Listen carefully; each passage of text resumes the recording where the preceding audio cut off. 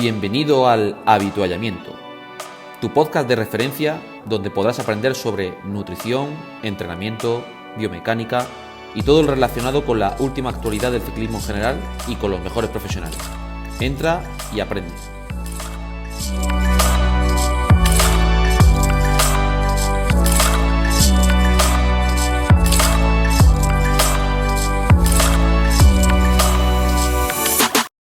Muy buenas tardes y bienvenidos una vez más al podcast El Habituallamiento.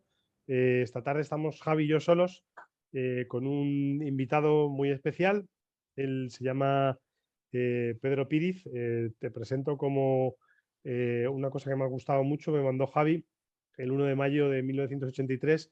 Debuta en un partido oficial con el Real Betis Balompié, Pedro Tomás Gómez, alias Píriz, en el partido que enfrenta al Sevilla y Betis en el Sánchez Pizjuán, en la jornada 34 del Campeonato de Liga de Primera División.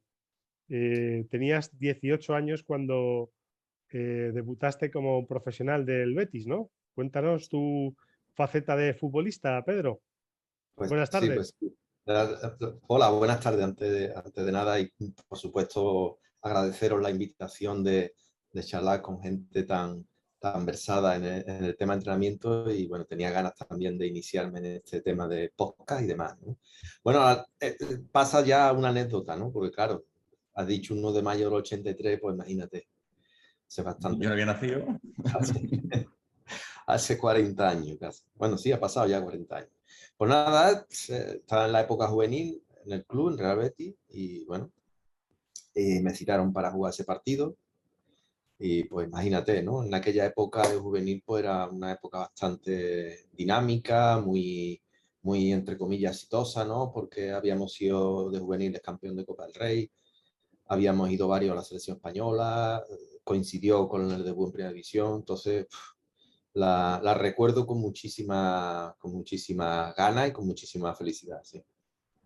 Pues además, bueno, Pedro, ahora hablas tú, Javi, que es tu invitado y tu amigo, ¿no? Es el director de la tesis doctoral de Javi, a ver si la acabas algún día, y te dedicas también a dar clase en la universidad, ¿no? ¿Qué asignaturas das o qué das, Pedro? ¿En qué Pues universidad? eso estamos esperando, a ver si ya podemos disponer de don Javier Solá, hombre.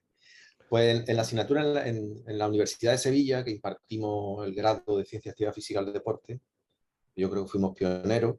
En su momento impartimos un doble segundo ciclo, que es donde nos conocimos realmente. Y ahora, bueno, las asignaturas que doy esencialmente son de entrenamiento deportivo. Tenemos entrenamiento deportivo 1 y el 2 y prácticas de rendimiento deportivo, que es exclusivamente hablar de experiencias y, bueno, en parte de lo que vamos a hablar aquí hoy. Y este año hemos tenido el honor de contar con Javier Solá para que nos hablara de las formas de cuantificar y cualificar y controlar el entrenamiento en ciclismo. Ahora me callo yo un poco y os dejo ya Un momento, Raúl, hablar. a mí me dio Dale. Pedro clase en 2008, creo, o 2007, y me acuerdo que la clase era un gustazo por cómo daba la teoría y sobre todo por la experiencia práctica que tenía sobre todo en el mundo del entrenamiento. Y a mí personalmente me marcó mucho su asignatura y de estas personas que te animan, ¿no? A decir, ostras, a mí me gustaría trabajar de preparador físico, ¿no? Creo que en ese aspecto, pues, le debo parte, ¿no? De que hoy en día me dedique yo a esto. O sea que en ese sentido, pues, yo le agradezco a Pedro eso por transmitir esa ilusión en cuanto a dedicarte a esto, ¿no? Que muchas veces parece que cuando estudiamos el grado o la licenciatura en aquella época, parece que la única salida que había era opositar, ¿no? Para clase en un instituto o en un colegio, ¿no? Y te das cuenta que hay más caminos, ¿no? Aparte de hacer una oposición, ¿no? Y creo que a día de hoy Pedro intenta seguir transmitiéndole eso a los alumnos, ¿no? Sí, gracias por tus palabras, Javi, pero claro, realmente es que esta profesión tiene que ser, lo primero tiene que ser apasionada, ¿no?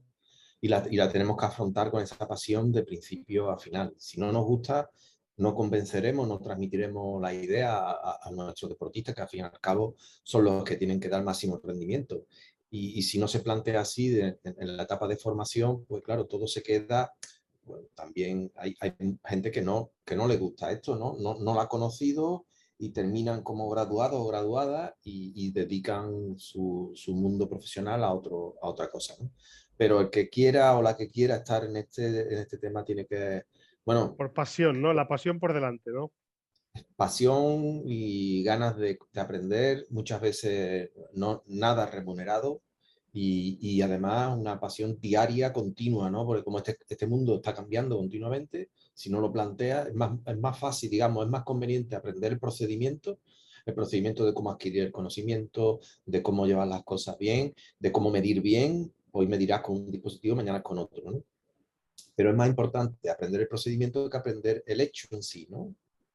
Muchísimo más importante. Vamos a hablar de una cosita que a mí me llamó mucho la atención, Javi, cuando me pasó una conversación que tuvisteis, hablamos de una conversación que tuvisteis entre vosotros, y es el tema de la carga de entrenamiento, que no sé si hemos tratado aquí alguna vez. Entonces, bueno, voy a hacer una pequeña definición, ahora te dejo a ti que os explayéis.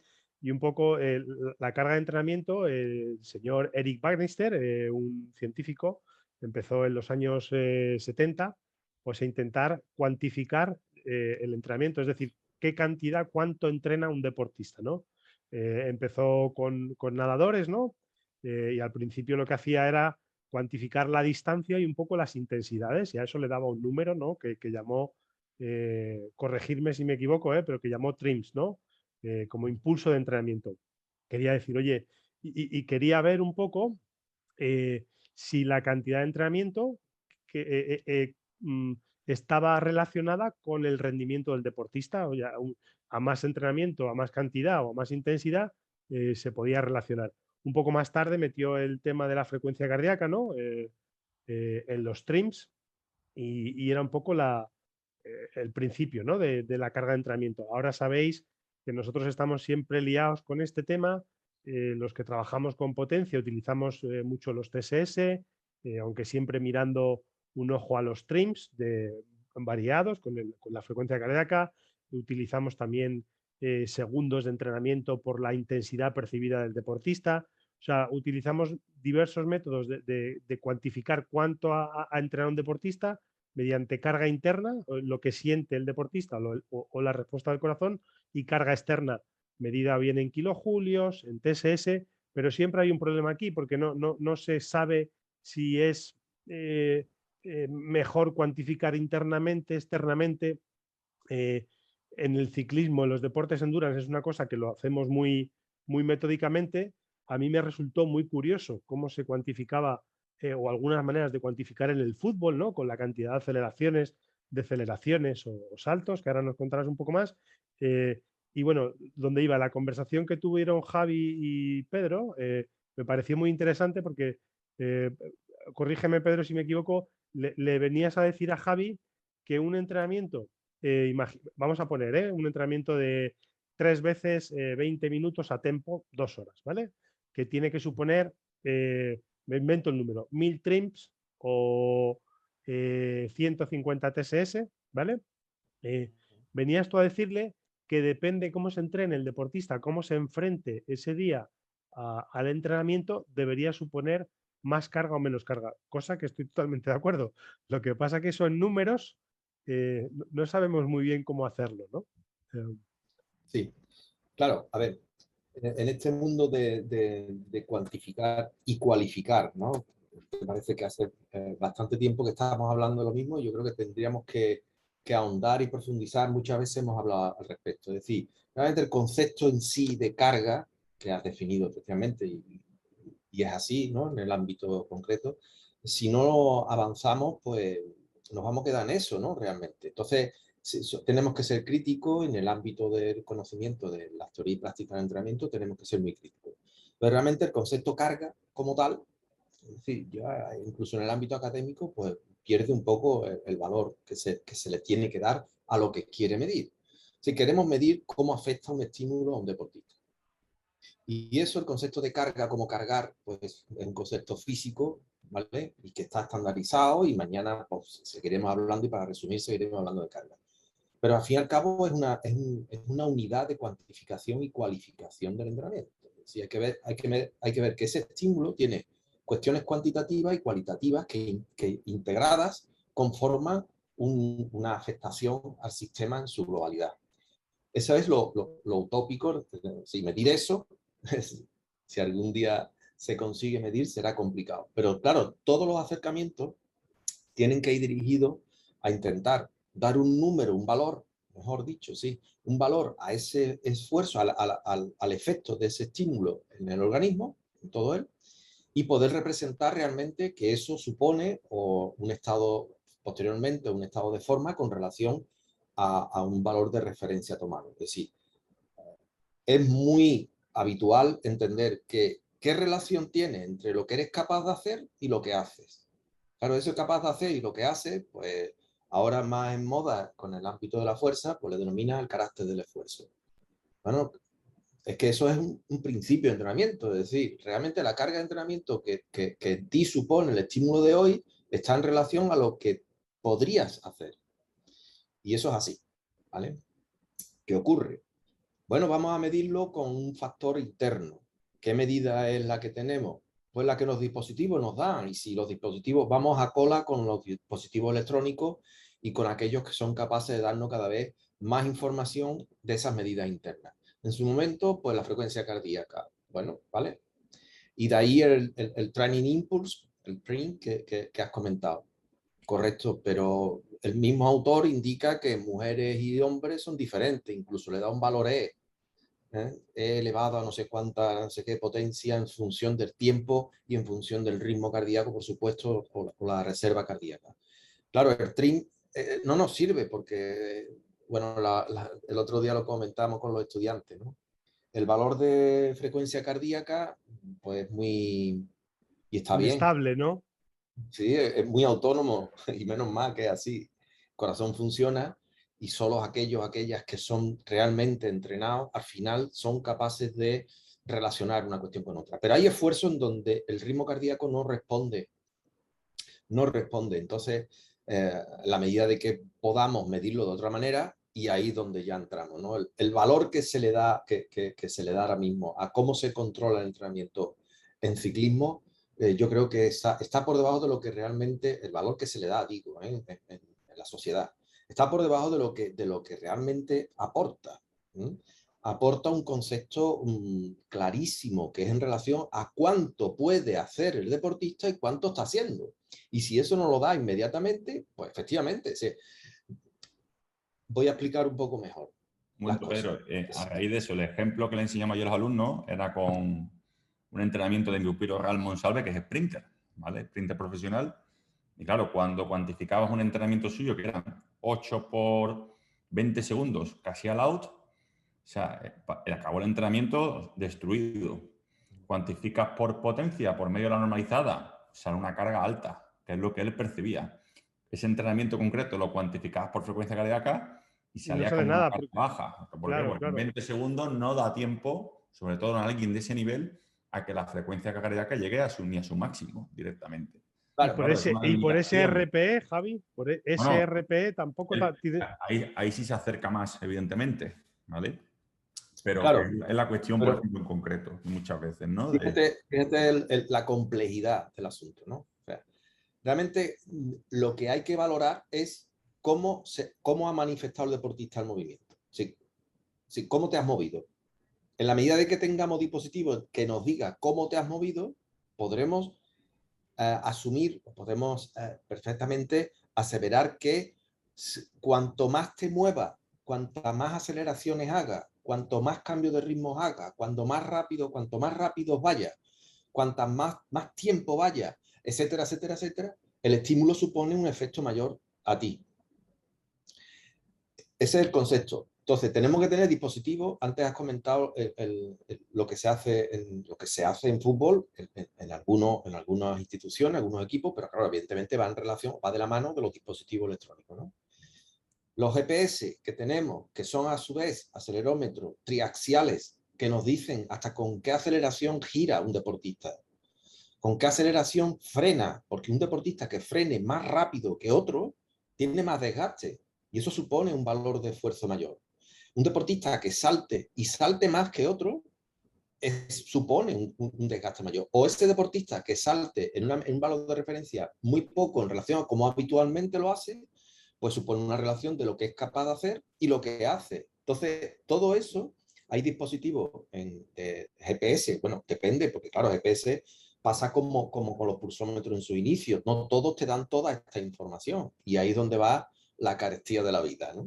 Hay ¿Cómo vais? dispositivos. ¿Cómo medís la carga de entrenamiento en el fútbol, Pedro? Entonces, Porque la gente dice, "Ah, este ha corrido", o sea, y hablo yo no tengo ni idea de fútbol, ¿eh? Iniesta corre 10 kilómetros, pero el delantero Ronaldo ha corrido 4. Entonces, la carga de entrenamiento de Iniesta es menor, o sea, es mayor porque ha corrido más. Eso no es del todo claro, así, ¿no? los medios de comunicación hacen mucho beneficio y en ocasiones hacen mucho daño, ¿no? Porque, claro, identificar el éxito o no de un deportista o de un equipo en relación a los kilómetros que ha hecho, pues evidentemente eso ya técnicamente está superado, está superado. Eso está. ¿Vale? ¿Cómo se cuantifica en deportes en general? En deportes de complejidad grande, porque estamos hablando de que realmente ya es complejo valorar a un ciclista de cualquiera de las especialidades, efectivamente es muy complejo.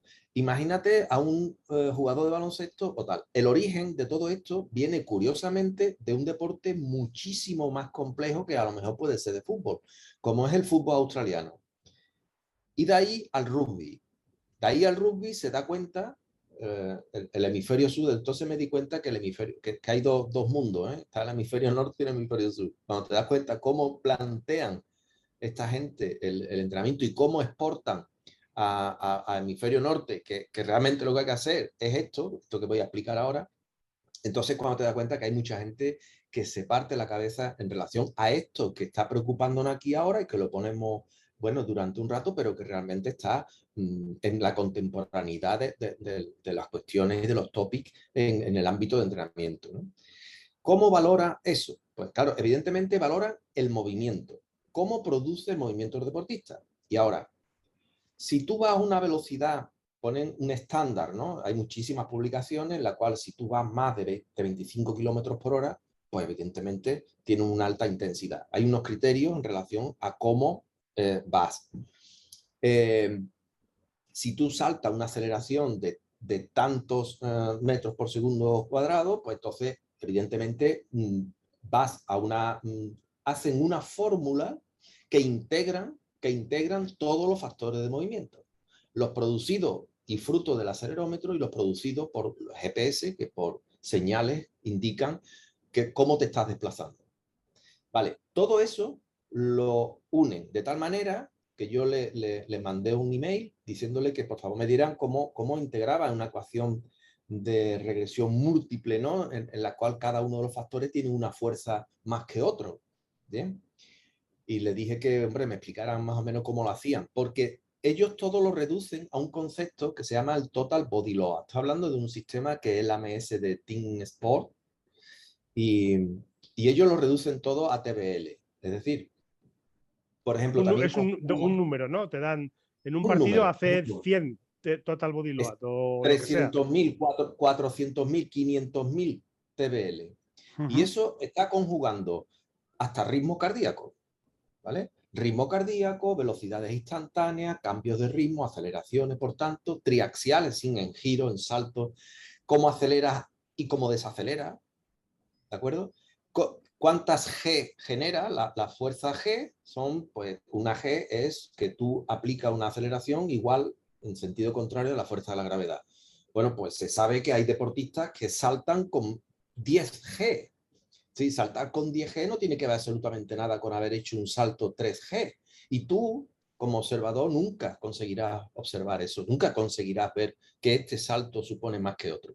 Sí, ¿hasta qué punto llega a valorar que el rendimiento de un deportista en el entrenamiento de hoy puede suponer un 50% del valor máximo que se ha medido de ese deportista con el mismo procedimiento? Entonces, si en un partido de fútbol se da 500.000 TBL y hoy entrenando hemos hecho 50.000, pues sácame el resultado.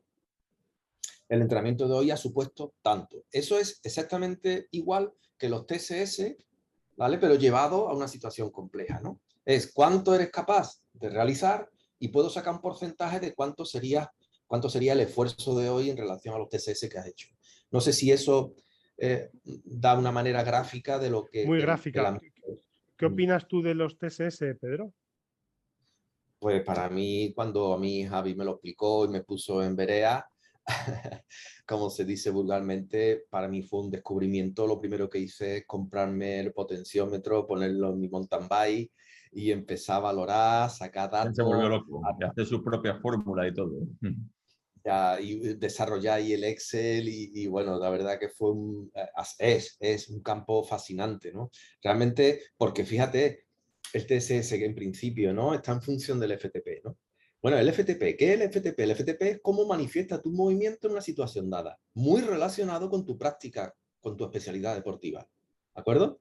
Pues ese es el concepto, claro. Venimos un poco también del ámbito muy, permitidme la palabra, muy fisiologizado, ¿no? Parece que va todo en relación al umbral ventilatorio o va más en relación al VO2 más, por respeto histórico, eso hay que tocar las palmas, ¿no? Es decir, cada vez que medimos algo y que nos identifica esos dos parámetros, acontecimientos fisiológicos, pues es relevante. Pero para nosotros lo más importante no es cuánto volumen de oxígeno obtiene el deportista, sino con qué rendimiento.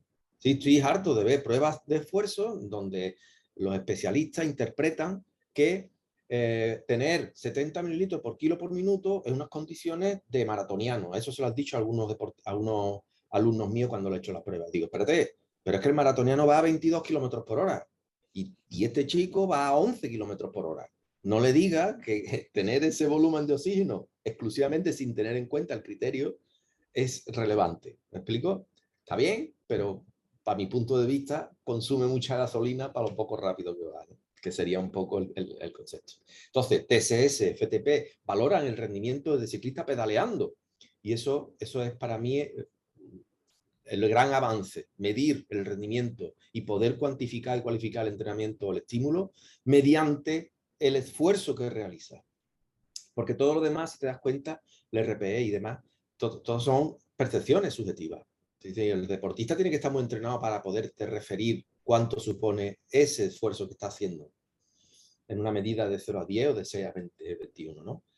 Yo creo, Pedro, te Aprender, interrumpo, que ¿sí? para que alguien sea capaz de valorar el RP bien, yo entreno a muchos deportistas de distintas categorías y te das cuenta, los profesionales que llevan X años de práctica te dan un RP prácticamente perfecto, incluso Perfecto. son capaces ya de rodar sin mirar al medidor de potencia y te son capaces de decir voy a tantos vatios.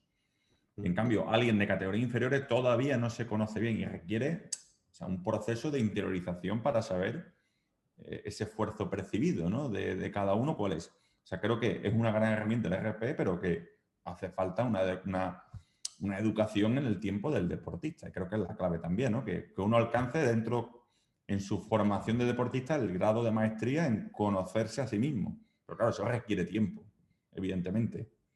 Claro. Entonces, para los que nos escuchen, pues cuantificar, valorar, vamos a llamarlo así, valorar el rendimiento, valorar el estímulo de entrenamiento es clave. La medida de que cada vez nos acerquemos más, mejor.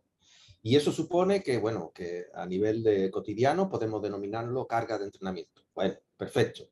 Y que no hay que huir de ella, hay que ir a buscarla. Porque, claro, dada la complejidad, la gente que hace, pues se retira, que yo voy a valorar, que yo voy a meter que yo me voy a meter una aplicación todos los días, que yo voy, nada, pues quito o manifiesto, quito los dispositivos electrónicos porque se pierde el arte, ¿no? El arte de las cosas, ¿no? ¿Sabes? No, el arte está ahora, Sí, el arte está cuando tú tienes las medidas y cuando tú tienes que interpretar y tú tienes que valorar y tú tienes que relacionar cosas. Ese es el arte. Pero El ese arte es no el es... trabajo del entrenador, ¿no? Muchas veces buscar en esa complejidad esas relaciones, ¿no? Claro, Entre claro. la carga de entrenamiento de cada deportista y cada rendimiento. Y yo muchas veces lo digo, cuando tú tienes con un deportista datos de 3, 4 años y ves que siempre ese deportista con esa X carga obtiene siempre sus mejores rendimientos, yo personalmente cuando vas a planificar la temporada y te dice el deportista, el objetivo es este y este. Ostras, si yo veo atrás el histórico y veo que con X carga funcionaba bien, pues yo lo que intento es repetir eso. Y a lo mejor vamos si a un poner deportista, ejemplos claros. O sea, al claro, final lo que quiere decir, Javi, que cuando tú llevas con un deportista 4 años y sus mejores valores de 5 minutos, 20 minutos y 60 minutos normalizada, por ejemplo, los hace siempre con un CTL, que la gente que nos escucha sabes lo que es entre 100 y 115, pues tú vas a buscar que su prueba objetiva la haga con ese valor de CTL, de 100 a 115, no con más, que muchas veces la gente piensa que por más es mejor. Tenemos experiencia de que con más de 125 CTL la gente no rinde, ni con menos. Es decir, ostras, no has entrenado, solo has conseguido 80 CTL, con esos valores sabemos que no vas a llegar a tu mejor P20, P5 o 60 normalizada. Después la competición tendrá otra serie de complejidad, de factores técnico-tácticos, alimentación, suerte, que llueva o que no llueva. Pero ya sabemos que, por ejemplo, tu carga de entrenamiento óptima es acumular 100 CTL para que tus mejores valores de rendimiento los consigamos. Eso es un poco al final lo que tenemos que buscar, ¿no? ¿Qué carga de entrenamiento produce los mejores o el mejor estado de forma, ¿no? Sí, por así decirlo. Claro, es que estamos hablando. ¿Qué es el CTL? El CTL es una unidad que te dice en este momento a qué te has adaptado, a qué tipo de esfuerzo te has adaptado. Y lo compara en los últimos 42 días, qué esfuerzo te has adaptado por las leyes de adaptación que ponen ahí, que es el... Y lo compara con la última semana, que es lo que has hecho. Y te dice que a lo que en relación a lo que estaba adaptado con lo que has hecho, o te has excedido o te has quedado corto. Y ahí es donde entramos en el margen del TBL. ¿No era TBL, Javi, que tú me dijiste? TSB. Eso, TSB. Entonces, la relación de lo que soy capaz de hacer y de lo que he hecho en esta última semana es el TSB. Y yo, perfecto, o sea, vámonos, porque si un deportista es capaz de aguantar, me dijiste en deportistas de máximo nivel hasta 40 o 50 No, más. Y algunos una gran vuelta más. se ponen menos 70, Claro, menos 80. Pero eso al claro, final, y yo voy... lo que hay que buscar, Pedro, interrumpo, la individualidad de cada uno. Yo he comprobado con algunos deportistas que entrenas que cuando llegan a partir de menos 40, pues te dice el tío, ya me noto mal, me noto cansado. Pues levantamos el pie. Tú escuchas al deportista, levantamos el pie. Pero si tú observas que ese patrón se repite continuamente, pues ya sabes tú un poco hasta dónde puedes apretar en cada deportista, ¿no? Creo que al final hay que valerse de por un lado, esos datos de carga externa que nos da el medidor y lo que te va contando el deportista, lo que interioriza. Y que evidentemente ese deportista a mayor nivel de experiencia, más te va a ser capaz de dar esa información, ¿no? Por así decirlo. Una cosa curiosa que tenemos es que con el análisis de datos que hacemos tan complejo, tedioso, con los programas que tenemos, normalmente tenemos gráficos para comparar el CTL con los trims, con el trabajo, con los kilojulios, incluso con la duración. Antiguamente la gente valoraba la carga, ¿no?, por los kilómetros que había hecho al año, ¿no?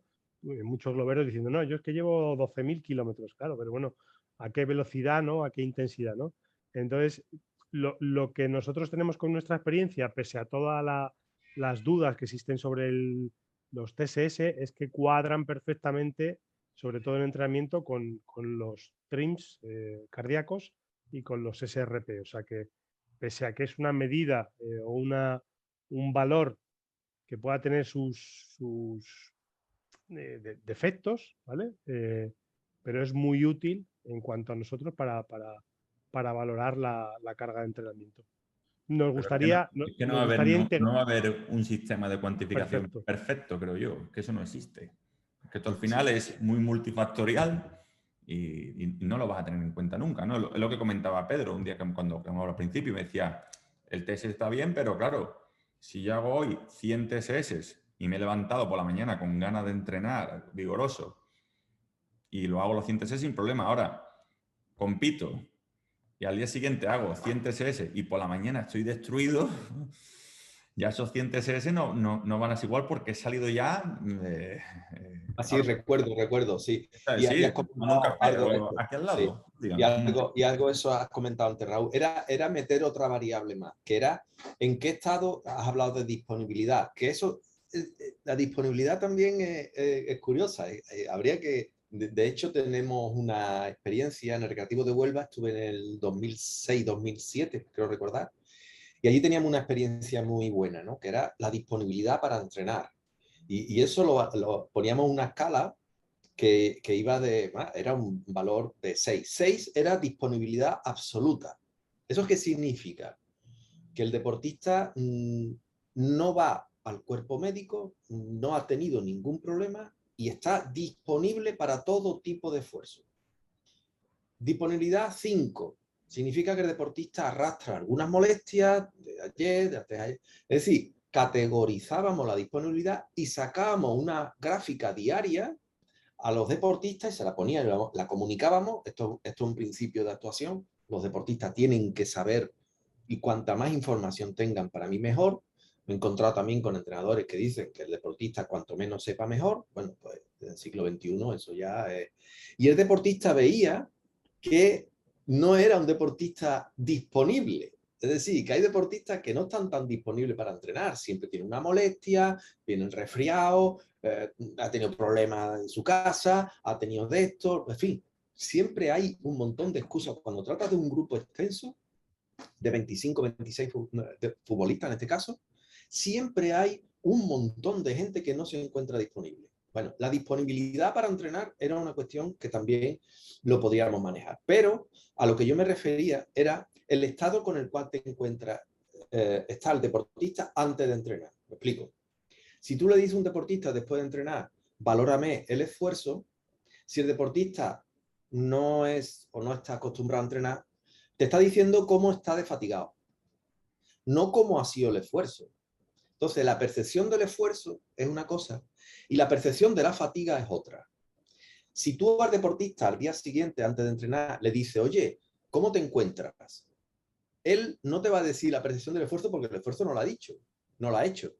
Él te va a decir cómo está de fatigado. Entonces, la percepción de fatiga es un parámetro que deberíamos de meter en nuestra ecuación, pero de tal manera que es muy determinante. Y voy a poner... Pero antes de entrenar.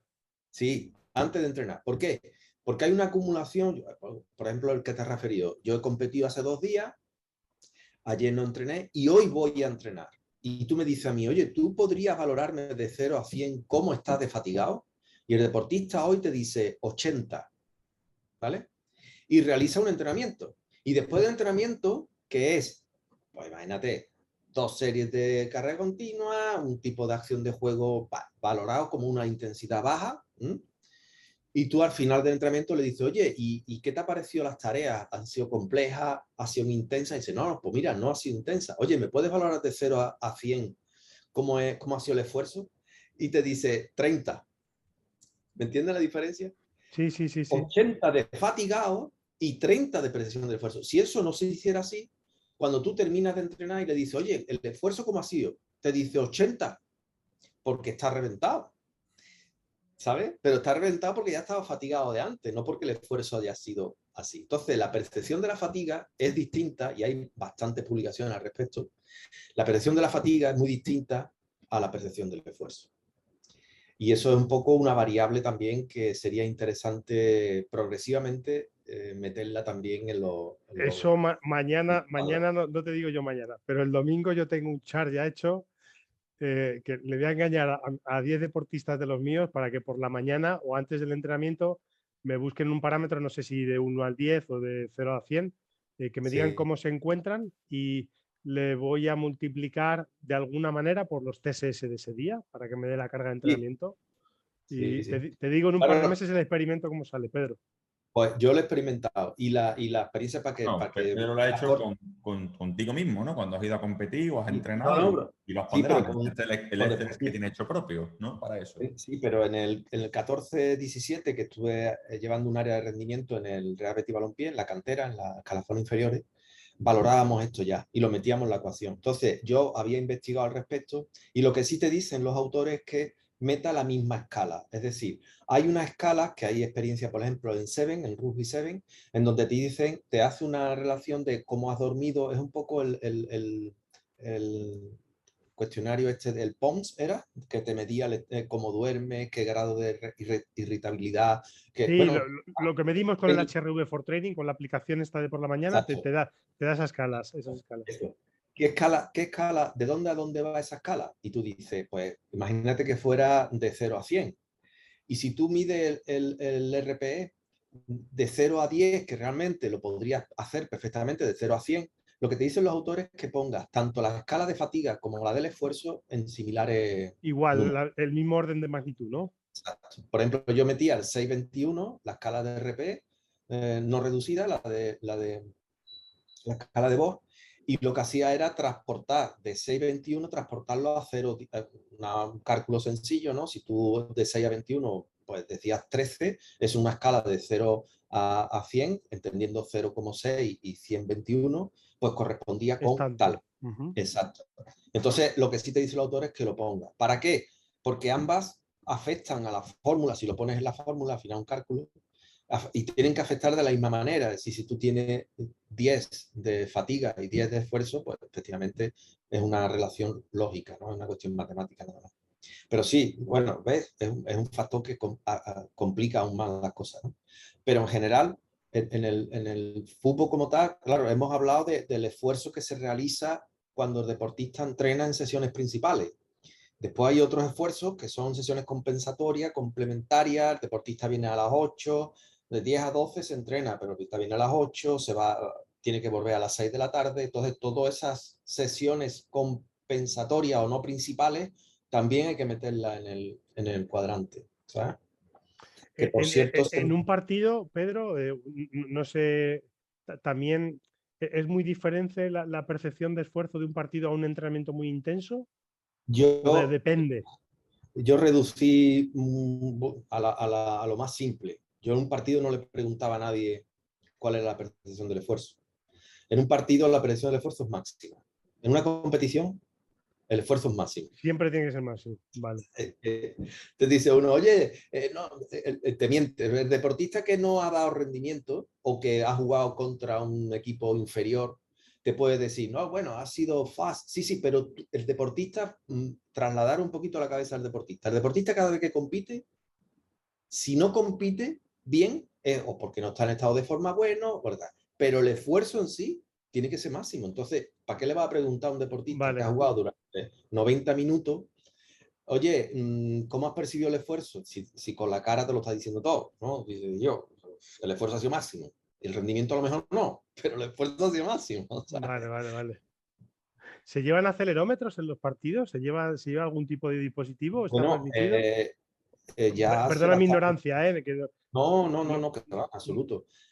Bueno, quizás yo ya, como llevo 3 años, que lo único que hago es escuchar a compañeros y colegas, a lo mejor estoy un poquito tal, pero sí, desde hace bastantes temporadas ya se puso obligatoriamente el dispositivo y hay aplicaciones que la propia federación pone a disposición de los equipos y todas las estadísticas. Por eso ahora mismo el departamento de Big Data son bastante añorados, bastante codiciados en los clubes para tratar de manejar un poquito toda esa cantidad de datos que le ¿dónde dan. llevan el cacharro? ¿Dónde lo llevan? Generalmente ponen atrás. Es como un pequeño peto, si lo ves negro, si lo ves en Sí. alguna imagen de algún entrenamiento, sí. No, digo en el partido. Sí. Igual, lo llevan igual, ¿no? Igual, es un peto aquí puesto, es como una pequeña camiseta, está integrado en la camiseta, perfecto. Vale, vale, vale. A mí me Yo, sorprendió, yo, pero la charla que dio hace unos años que estuve allí, que fue Marcos Álvarez, hablando de eso, sí, cómo él sabía, según los impactos, aceleraciones y demás, cuándo estaba el deportista fatigado, cuándo se podía lesionar y cómo iban correlacionando porque, esos datos y casi siempre acertaban. Este está a punto de cascar, sí. efectivamente. Y Yo era, y hace- era, me- eran Cascaban. relacionados a los TBL. A los TBL, El entrenador no te escuchaba y sí. seguía apretándole, ¡pum!, cascaba el deportista. Y ellos ya sacaban los patrones con esa carga de entrenamiento.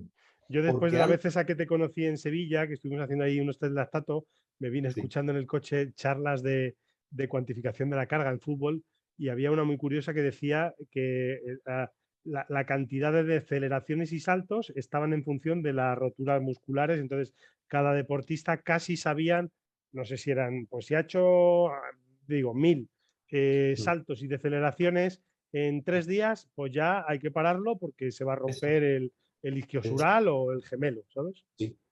Era en relación a esto, al tratamiento de los datos. Pero es un trabajo arduo, ¿eh? Y claro, porque estamos hablando de que tú no solo vas a recoger datos, sino que te vas a anticipar a ellos. Es que la grandeza de todo esto es que te puede anticipar cuando los dispositivos emiten instantáneamente. y tú quieres llegar al entrenamiento de hoy a 100.000 TBL y no quieres dar más de 50 de impacto de 3G o de 8G o de lo que sea, la alerta, tú pones la alerta por deportista y la alerta salta. Entonces tú ya decides. Y dices, oye, un deportista que va a 200.000 TBL hoy, que es viernes, ¿qué hace yendo a 200.000? Entonces se le invita a que se retire de entrenar, que se vaya a hacer otras cosas. El análisis de datos en el fútbol es súper curioso, ¿eh? Súper curioso. Para eso tienes que tener un cuerpo técnico muy preparado para ello, ¿eh? Y muy abierto. Es decir, tú decirle al entrenador principal, es conveniente que en 5 minutos deje de entrenar tal deportista, es porque él ya está en conocimiento de que eso es así. Y las situaciones de entrenamiento no son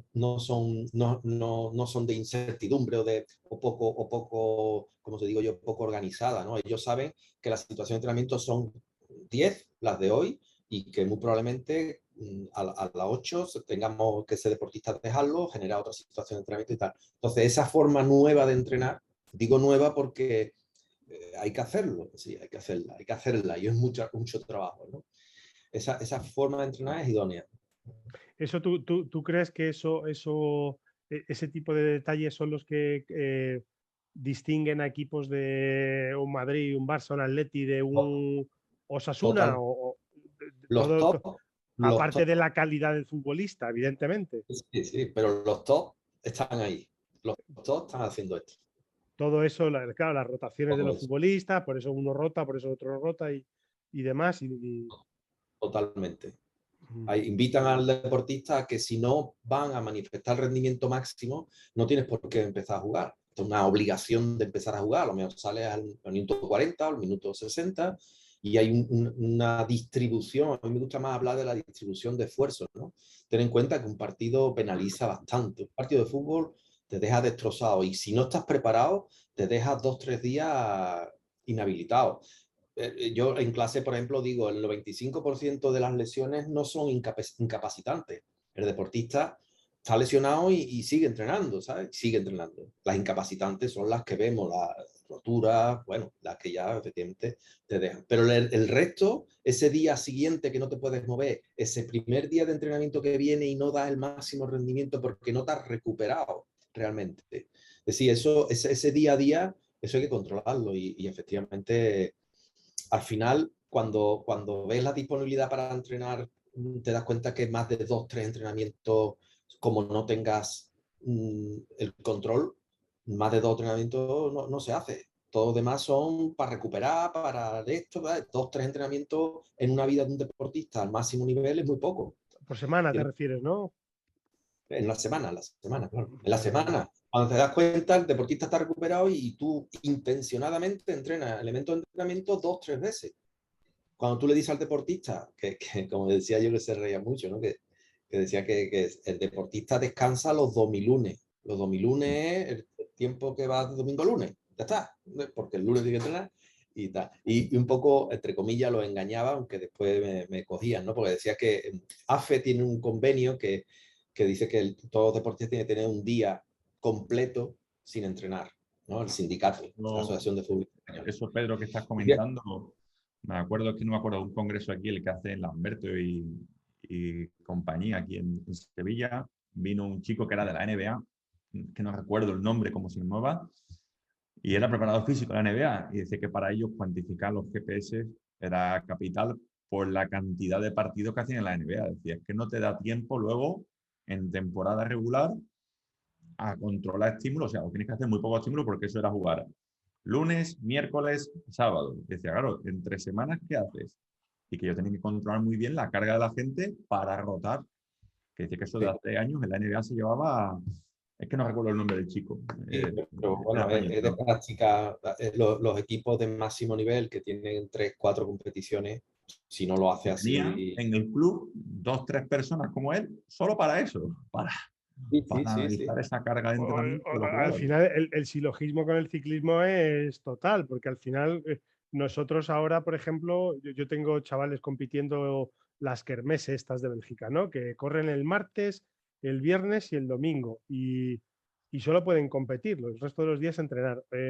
Sub-23 chavales que corren, esta semana tengo 2 corriendo Vuelta a Castellón, la semana que viene Vuelta a Extremadura, pues también tienes que controlar muy bien la carga y la fatiga para decir, ostras, el martes le puedo meter un entrenamiento de intensidad, le puedo meter alguna serie de fuerza que va un poco cortito. Pues esto es el silogismo con el fútbol, me parece total Sí. y Ha súper habido, parecido. hay también un cambio de paradigma y, bueno, quiero también decirlo aquí porque, bueno, va un poco en la formación del deportista como tal, ¿no? Es decir, esto se resume de la siguiente manera. Se ha pasado de entrenar para competir a entrenar con la competición.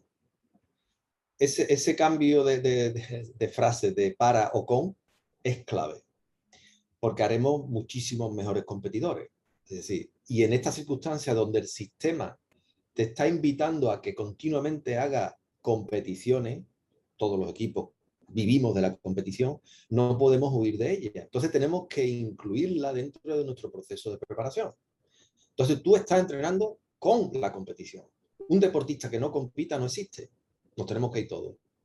¿Eso qué significa? Que la competición pasa a ser un estímulo clave a valorar y controlar.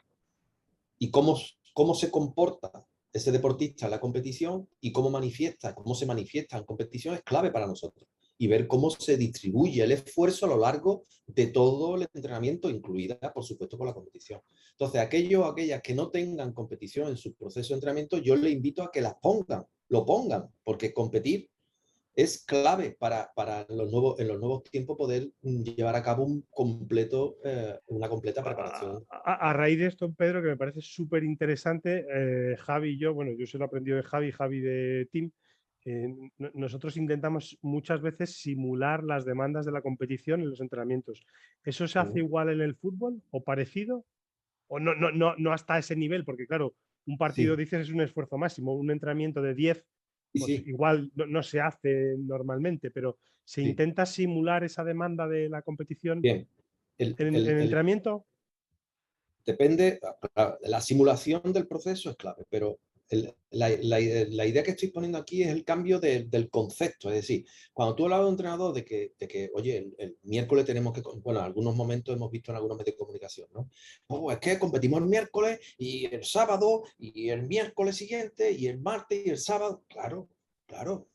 Los buenos equipos tienen que competir. Y ese proceso de entrenamiento, sí, los grandes equipos cuando lo eliminan de una competición, les fastidia muchísimo, porque la dinámica de entrenamiento cuando se compite está ya instaurada.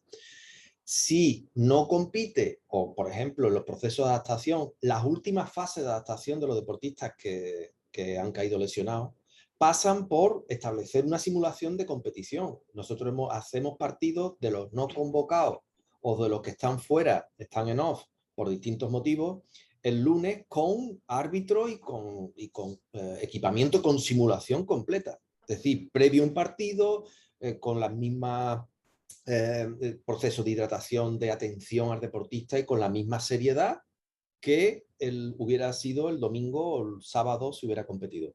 Porque esa simulación es clave, no se puede mantener un estado de forma óptimo si no compite, es imposible, imposible. Súper interesante, ¿eh? Ostras, que ha quedado un podcast espectacular, ¿eh? El Sí, sí, silogismo sí. del fútbol con el A ver ciclismo, si ¿eh? Me Training, parece.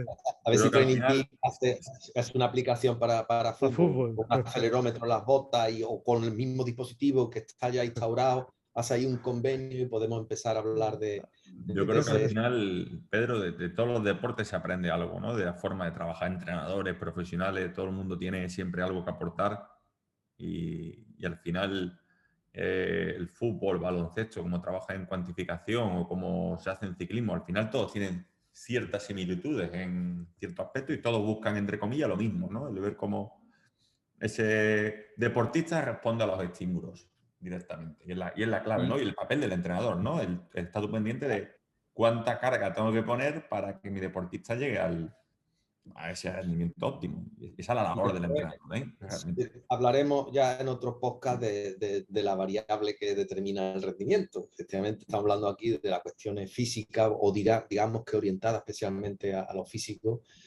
Pero claro, cuando ves las observaciones y los análisis técnico-tácticos que hacen los equipos y las cuestiones de decisiones de conjunto y ese valor técnico-táctico estratégico que se hace en las situaciones de entrenamiento cada día, eso es un mundo que también habría que dedicar. Eso un día Decir, ya, invitamos a un director deportivo, a uno que esté en carrera todos los días sí, y debatimos contigo y con el director deportivo las cuestiones técnico-tácticas de fútbol versus ciclismo, ¿te parece? totalmente. Es una Pues, cuestión, un ámbito muy rico en eso. pues quedamos en eso. Ha sido un auténtico placer, Pedro. Una maravilla de charla y, oye, tenemos que pensar en uno de los muchos directores que conocemos que están todo el día con las carreras y hacemos un día otra charla, eso, cuestiones técnico-tácticas de ciclismo versus fútbol, ¿vale? Perfecto. Muchas gracias, Raúl, y a ti, Javi, por supuesto. Nos Nada, gracias a vemos, ti, hombre. nos vamos a ver todos los días en todos sitios y bueno, y a vuestra disposición y me ha encantado la experiencia, así que muchas gracias, de Pues nada, verdad. quedamos otra vez para eso. Nada, recordar que estamos en el grupo de Facebook, Podcast del Avituallamiento. Muchísimas gracias a los 10.000 lectores que han comprado nuestro libro. Estamos alucinados por haber vendido ya 10.000 libros. Tenemos también el mail, si queréis escribirnos. Y bueno, nos vemos en el próximo programa. Muchas gracias y hasta luego.